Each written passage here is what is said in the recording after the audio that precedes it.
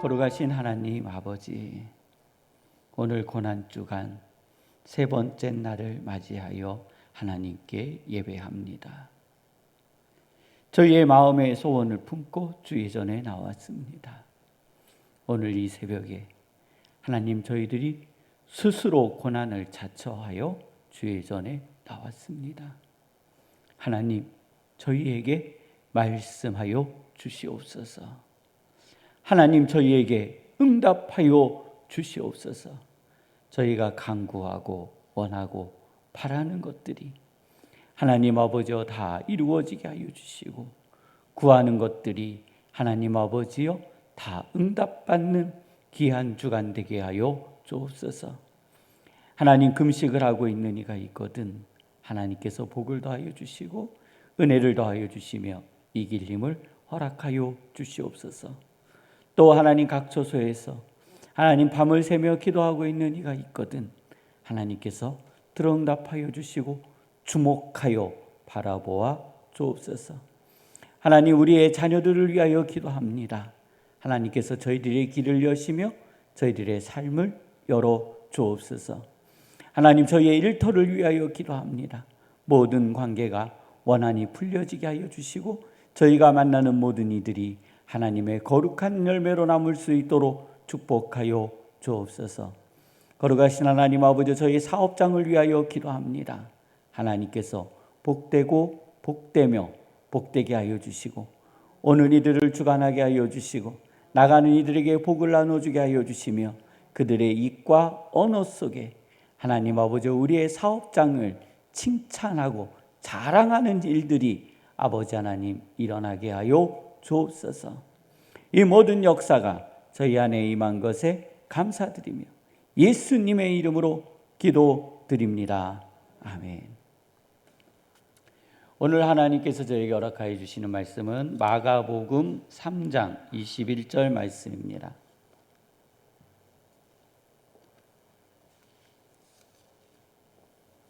마가복음 3장 21절 말씀입니다.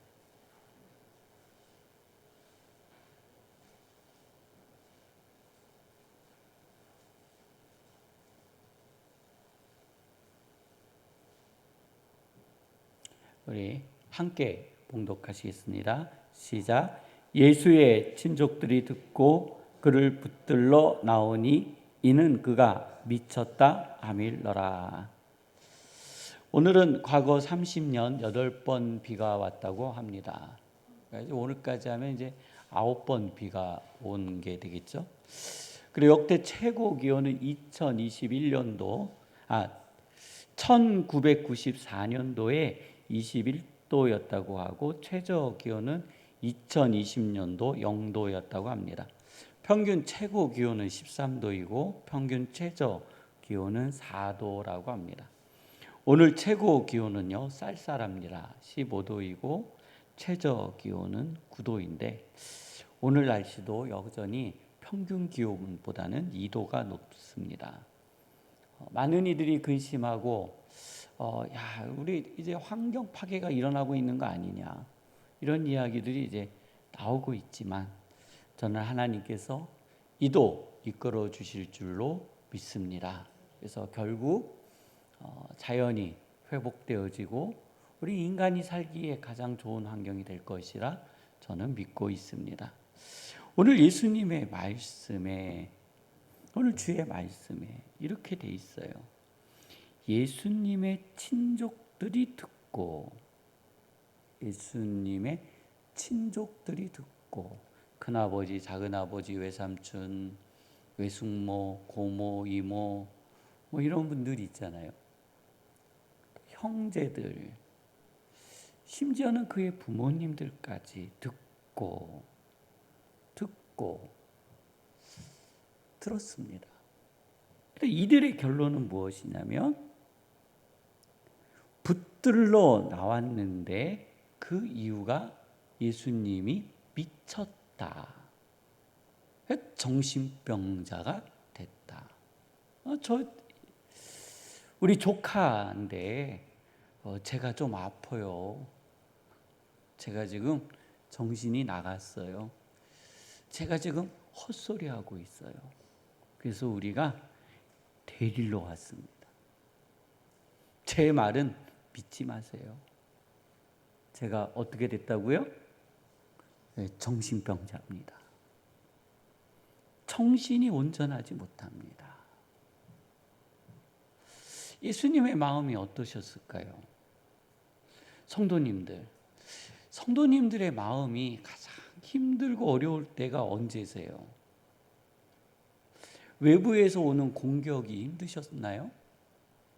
직장 생활이나 사업장이나 일터에서 타인들이 나를 비난하거나 조롱하거나 또 음모를 꾸며서 무엇인가 나를 좋지 않은 곳으로 몰아갈 때 성도님들의 마음은 얼마나 아파 보셨습니까? 그보다 더 아픈 것은 나와 함께 거하고 있는 가족의 배신입니다. 가족이 나를 평가하고 있는 평가의 가치.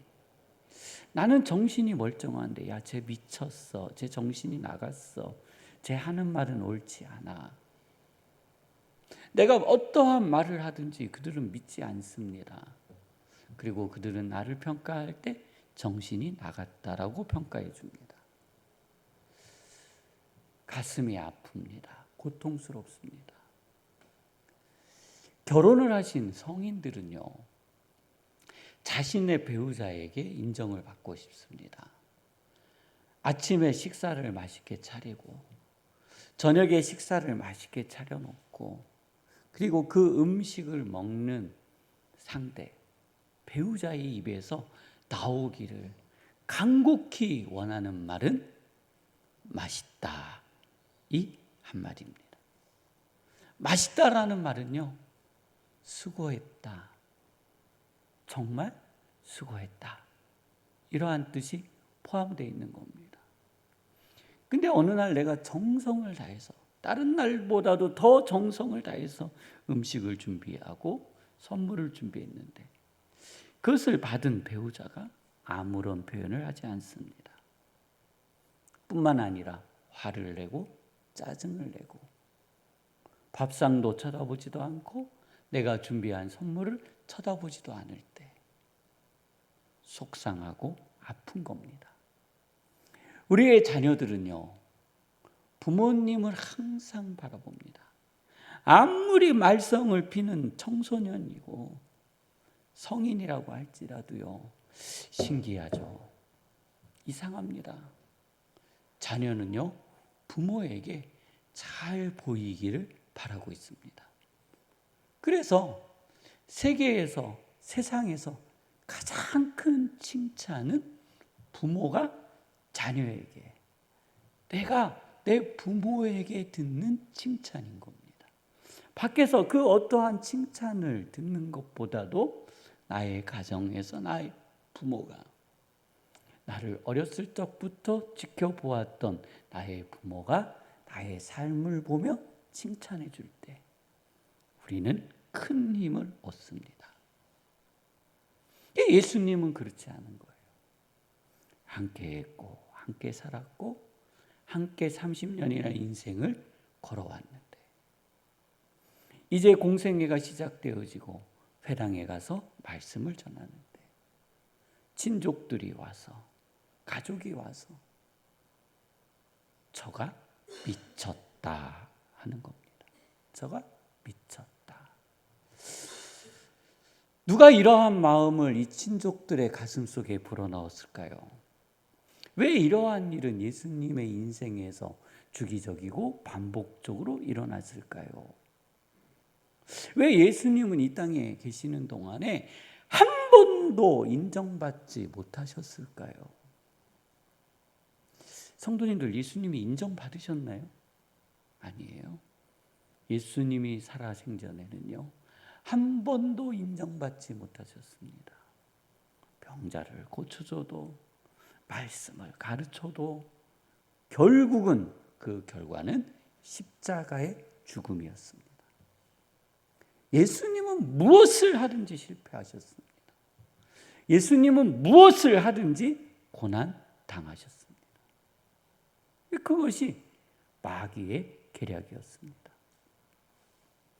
어저께 아브라함과 이삭의 이야기, 그 다음에 가인과 아벨의 이야기를 통해서 사단은요, 예수님이 이 땅에 태어나는 것을 어떻게든 막고 싶어 했습니다. 근데 예수님이 태어나셨잖아요. 그것은 실패한 겁니다. 그러면 두 번째, 사단의 전략은 무엇이냐면 예수님의 의지를 꺾어서 골고다 언덕에 못 오르게 하는 겁니다. 이게 사단의 전략인 겁니다. 그래서 예수님께서 이 땅에 태어나셨을 때 사단은요, 동방박사가 예수님을 경배하러 올 때 어디에서 태어나는지를 알지 못하니 왕궁으로 갔습니다. 이 진기한 표정, 이 신비한 표정이 나타났다라는 것은 왕궁에서 왕이 태어난다라는 신호였기 때문에 동방박사가 어디로 갔어요? 헤롯 왕에게 간 겁니다. 그 이야기를 듣고 있는 헤롯 왕의 심령에 어두움이 찾아왔고, 그리고 그 아기를 죽여야 되겠다라는 결심을 하게 되는 겁니다. 이상하죠. 같은 이야기를 듣는데 어떠한 이는 저 아기를 죽여야만 되겠다, 어떠한 이는 경배하러 가자라는 겁니다. 헤롯 안에는 근심과 두려움이 찾아왔습니다. 자신의 위치에 두려움이 찾아왔어요. 내가 가지고 있는 이 왕권을 나의 자녀들에게 물려줄 수 없다라는 이상한 생각을 갖게 된 겁니다. 나의 이 왕권을 자녀, 자손 대대로 물려주기 위한 최고의 방법은 그 아기를 죽이는 겁니다. 그래서 헤롯은 군대를 보냈고 베들레헴에서 태어난 2살 아이의 모든 아이를 다 죽이게 하였습니다. 예수님은 헤롯을 피하여 애굽으로 도망하였고, 헤롯이 죽을 때까지 예수님은요, 애굽에 계셨습니다. 헤롯이 죽고 다시 예수님은 고향 나사렛으로 도착하게 되셨고, 그래서 그곳에서 30년이라는 시간 동안 침묵의 시간을 사셨습니다. 그냥 우리의 삶을 산 거죠. 그리고 예수님께서는 말씀을 전하기 시작하셨습니다. 말씀을 전하시며 참 기가 막히다, 참 좋다, 훌륭하다 하지만 뒤돌아서는 반드시 배신이 있는 겁니다. 사단은 어떻게 해서든지 예수님의 가슴과 마음 속에 상처를 남기는 데 목적이 있었습니다. 예수님께서 베풀어 주시는 사랑과 은혜를 받은 그 사람들이 예수님을 배신하는 모습을 보여주는 것이 사단의 전략이었습니다. 가장 아픈 배신, 그것은요, 제자의 배신입니다. 누가 결국 예수님을요, 골고다의 언덕에 오르게 했습니까?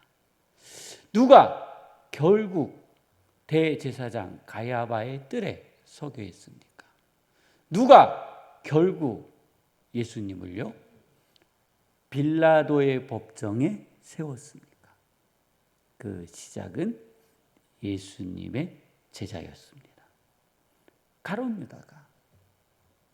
유다가 예수님을 팔았고, 그리고 예수님은 제자의 배신을 통하여 군대에 잡혀갔고, 그리고 자신 앞에, 하나님 앞에, 우리는 성부, 성자, 성령 하나님, 삼위일체 하나님을 믿잖아요. 자신을 경배하고 예배해야 하는 대제사장들이 그 하나님을 알아보지 못하고 비난하고 욕하고 죽여야 되겠다라고 결심하고 있는 이 인간의 배신을 지금 예수님은 보고 계신 겁니다. 오늘 이 과정을 왜 가셨을까요? 예수님은 왜 이런 과정을 거치셔야 하셨을까요?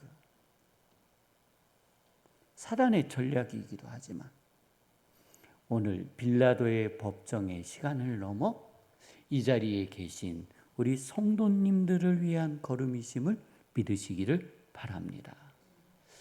예수님은 하셨습니다. 예수님은 상처를 받으셨습니다. 그럼에도 불구하고요, 예수님은요, 골고다 언덕의 걸음을 멈추지 않으셨습니다. 당신이 행하고 있는 이 모든 과정들이 종국에는 골고다 언덕의 죽음의 끝을 아시면서도 묵묵히 그 자리를 향하여 전진하신 겁니다. 이 세상에 살고 있는 그 누구도 예수님을 향하여 우리의 죄를 위하여 십자가에 못 박혀 죽어주십시오라고 요구하거나 간청한 사람은 아무도 없습니다. 오늘 이 자리에 계신 우리 성도님들을 위해서 2000년 전 예수님은요, 스스로 작정하시고 스스로 그 걸음을 시작하셨으며 그 걸음에 가는 길 위에 우리의 사람들이 보기에 실패와 넘어짐 뿐이지만 그럼에도 불구하고 오늘 이 자리에 계신 성도님들을 바라보며 묵묵히 그 걸음을 지켜가셨음을 오늘 하루 묵상하는 은혜가 있기를 주님의 이름으로 축원합니다. 가장 큰 또 배신은 베드로였을 겁니다.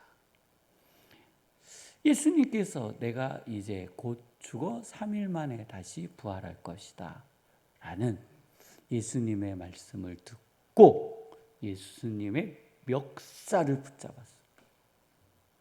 그리고 큰 싸움이 났습니다. 성도님들 괜찮습니다. 한번 해보세요. 베드로처럼요. 예수님의 멱살을 붙잡고 한번 해보세요. 가룟 유다처럼 하면 안 됩니다. 우리는 베드로처럼 해야 되는 겁니다.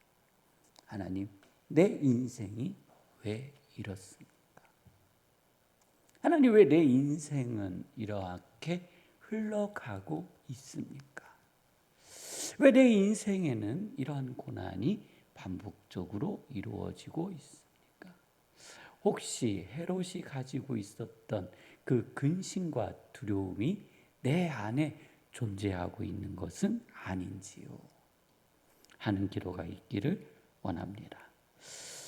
우리 함께 기도하실 때 하나님, 오늘은 순환 수요일이라고 그러죠. 예수님께서 고난을 당하신 수요일인데 이제 중반을 넘었습니다. 하나님의 은혜가 저희 안에 임하게 하여 주옵소서. 하나님, 저희 안에 그리스도의 십자가가 들어오게 하여 주옵소서 하는 기도가 있기를 원합니다. 가정을 위해서, 일터를 위해서, 성도님들의 삶을 위해서, 또 우리 성도님들의 가정에 아프신 분들이 있습니다. 그 아프신 분들을 위해서 우리 함께 기도하시다가 주기도문으로 마치시고 자유롭게 돌아가도록 하시겠습니다.